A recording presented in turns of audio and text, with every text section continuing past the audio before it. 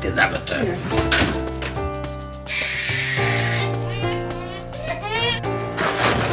Hei med.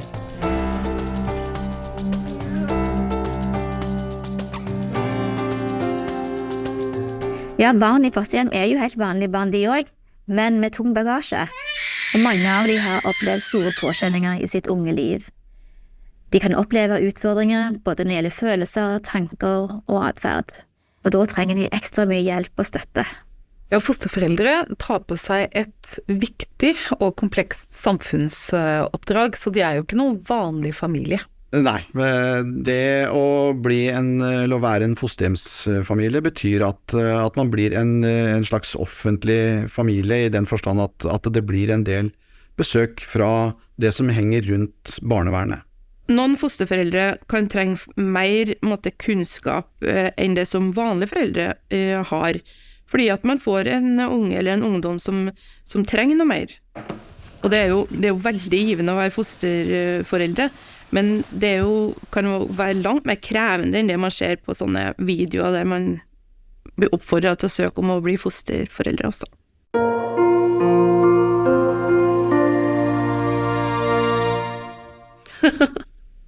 Nei, jeg gjør ikke det for penger. Det ingenting du blir rik på, men du blir rik i hjertet. Det som driver meg, det å se at man gjør en forskjell.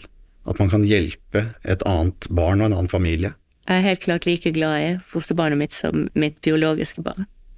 Fosterhjemsundersøkelsen 2021 viste at 77% av de som svarte sa ja til å være fosterforeldre fordi de ønsket å gjøre en positiv forskjell for barn og unge. Men undersøkelsen viste også at 35% sa at deres økonomiske trygghet ikke ble ivaretatt under fosterhjemsoppdraget.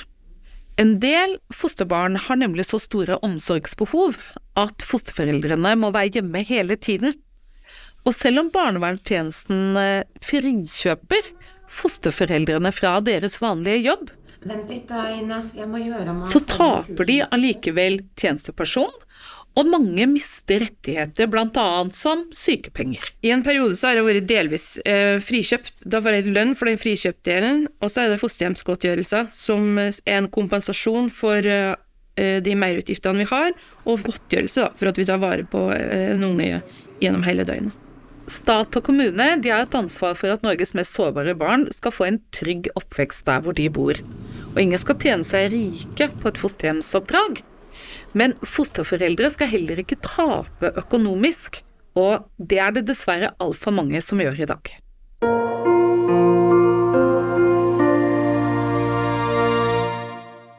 Nei, som fosterforeldre så har du en frilanskontrakt, ja. Og det føles veldig utrygt. Jeg har tenkt veldig mye på at man ikke har klagerett, at man ikke kan... at vi ikke har noen stemme. Ja, jeg tror barnet kan stå svagt, for vi som fosterforeldre jo den som kjenner ungen best.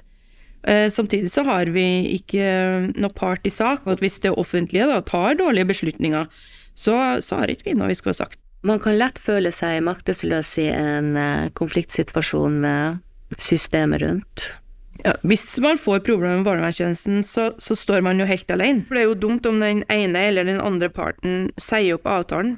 Så den som taper jo barnet, når den må flytte fra et hjem enda en gang.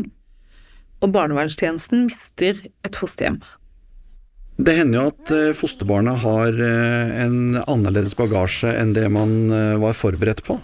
Og det klart det kan være krevende, samtidig som det også blir mer givende når man mestrer det. Tusen takk. Så klart, det kan jo noen ganger være sånn at det så krevende at man ikke får den støtten og hjelpen man trenger fra barnevern, at man sier at dette her klarer jeg ikke. Vi må dessverre si fra oss med tungt hjerte, dette fosterbarnet. Ja, vi får mange henvendelser fra rådville fosterfamilier over hele landet. Det varierer veldig hvilke tiltak og oppfølging både barn og voksne får fra barnevernstjenestene.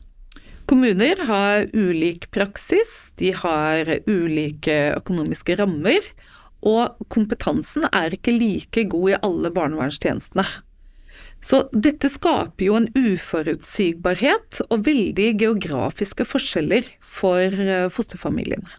Ja, det hadde vært fint om man som fosterforeldre hadde fått bedre rettigheter, trygge rammer og mer oppfølging sånn i fremtiden. Det hadde jo alle tjent på, og man kanskje kunne ha rekruttert flere fosterhjem, og ikke minst så hadde barnet fått det mye tryggere.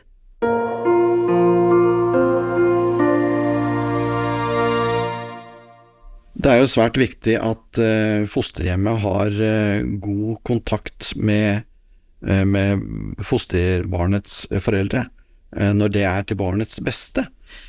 Ja, fosterhjemsundersøkelsen fra 2021, den viser at 80% av fosterforeldrene som svarte er enig i det.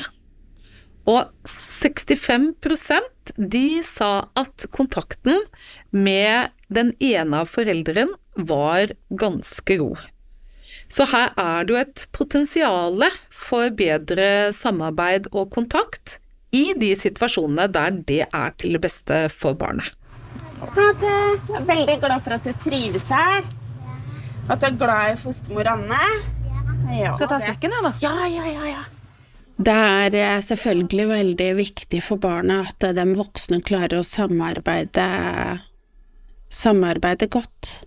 Ja, det er utrolig viktig at foreldre og fosterforeldre samarbeider, selv om de er uenige om målsettingen for samarbeidet, og det får veldig mange fosterforeldre og foreldre veldig godt til.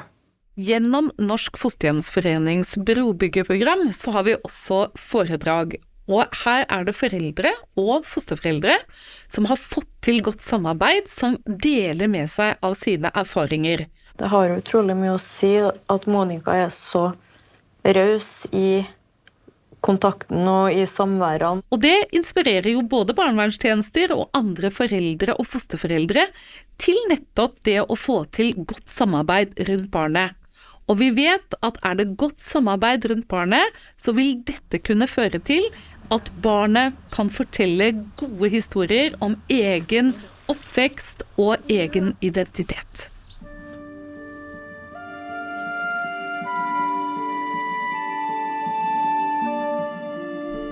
Barnevernet hørte ikke alltid på hva jeg hadde å si, og jeg turte ikke alltid å si ting, for jeg var veldig redd for å miste mammaen min.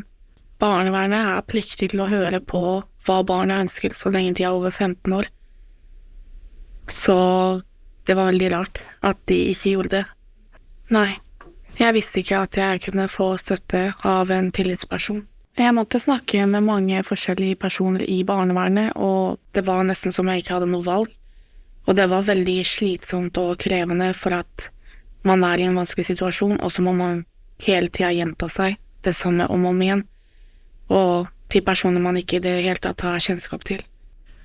Kun 75% av de som svarte på fosterhjemsundersøkelsen 2021 sa at barnet får medvirke i spørsmål som angår dem.